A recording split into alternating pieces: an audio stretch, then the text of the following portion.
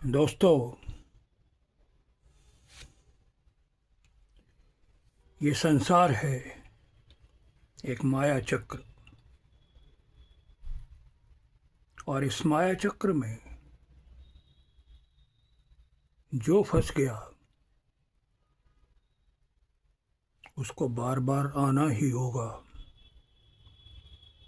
बच नहीं सकता उस चीज से, कदापि नहीं। ये 84 लाख योनियों का इस तरह का माया जाल है, एक से निकलो तो दूसरे में फंस जाते हैं। और विशेषता ये देखिए, ईश्वर की रचना, इच्छाओं से भरा हुआ व्यक्ति तरह तरह के कर्म करता है और फिर उन कर्मों के प्रारब्ध के चक्कर में 84 लाख योनियों में भटकता है। आज तक तो मैंने किसी को देखा नहीं इन 84 लाख योनियों में से निकल कर जाना। सुना बहुत है, कथाओं में, किंवदंतियों में, मुहावरों में, लोकोक्तियों में बहुत जिक्र होता है। उस व्यक्ति ने ऐसा कर लिया, उस महिला ने ऐसा कर लिया। कोई कृष्ण के प्रेम में, कोई राम के प्रेम में, कोई अल्लाह के प्रेम में, कोई जीसस के प्रेम में, कोई वाहगुरु के प्रेम में। और प्रेम में फंसा हुआ व्यक्ति मोह से बाधित होता है।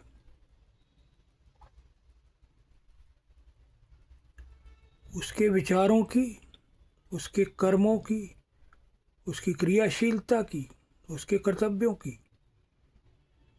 कोई लिमिट ही नहीं रहती है। कोई राधे राधे कहता है, कोई कृष्णा कृष्णा कहता है, कोई हरे रामा हरे कृष्णा कृष्ण कृष्णा। तमाम तरह के मंत्र हैं, असंख्य गुरु हैं। क्या आप समझ सकते हो कि इस गुरु के चक्कर में पड़ना चाहिए? इस गुरु से आपको दीक्षा लेनी चाहिए? नहीं, सिर्फ भटकाव है। मानो या ना मानो, आपकी मानसिक स्वतंत्रता के लिए तमाम दुनिया भर की आपदाएं आपके चारों तरफ पल पल आपको आक्रांत करती रहती हैं। ये आक्रांत शब्द मैंने इसलिए प्रयोग किया, जितने भी आक्रांता आए वो अपनी अपनी संस्कृतियां, अपने अपने क्या नाम आचरण और अपनी अपनी इच्छाओं को, पूरी दुनिया की बात करता हूँ, भारत की बात नहीं करता, अपनी इच्छाओं को, अपने लाइक्स और डिसलाइक्स को इस तरीके से उन स्थानों पर छोड़ गए जहाँ जहाँ वो गए कि वहाँ के लोग शताब्दियों तक उनसे निकल नहीं पाए। मात्र एक भारत का उदाहरण आप ले लीजिएगा। कहने को तो आर्य देश था, लेकिन आजकल क्या चल रहा है? मैं ये नहीं कहता ये बुरे हैं, वो बुरे हैं, ये अच्छे हैं, वो अच्छे हैं। विशेषता इस बात की है कि आपके वैचारिक वैमनस्य के अंदर,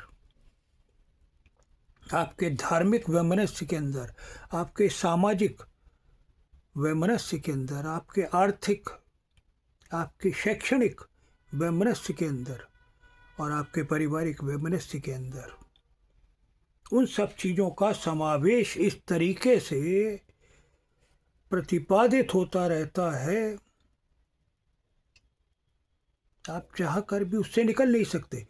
तो इस तरह की जितनी भी ताकतें हैं, जो आपके मन को सदा आच्छादित आवरणित किए रहती हैं, तो आप बताइए इस लाख चौरासियों से 84 योनियों से कैसे निकलेंगे। प्रभु को भी अपने इस पूरे ब्रह्मांड को चलाना होता है, उसकी भी अपनी कुछ जिम्मेवारियां हैं।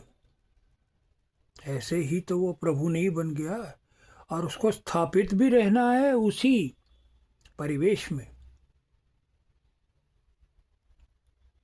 आप ये बताइए, अगर वो दिख जाता तो आप क्या छोड़ देते, उसे जाने देते?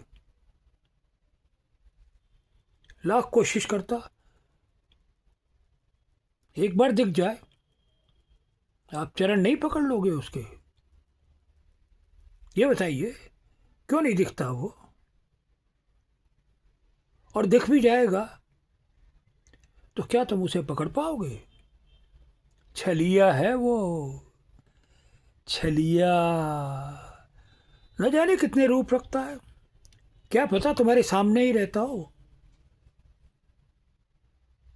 क्या तुम समझ पाए कभी?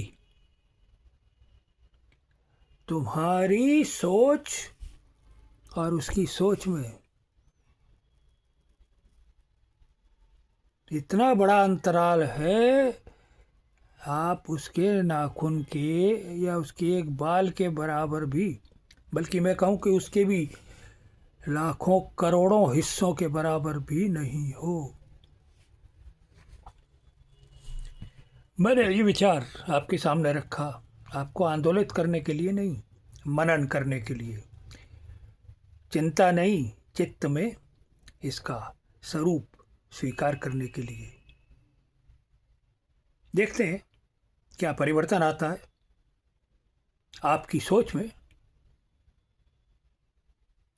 जीवन के इतने रूप हैं, मैंने तो एक बहुत यूँ समझे रेत के कण के बराबर का भी सोच आपके सामने नहीं रखा है।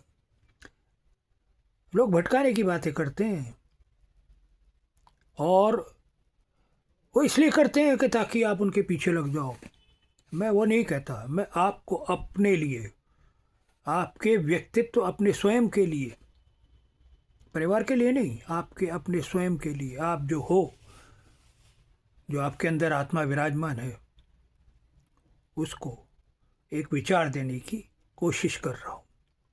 धन्यवाद, नमस्कार, प्रणाम।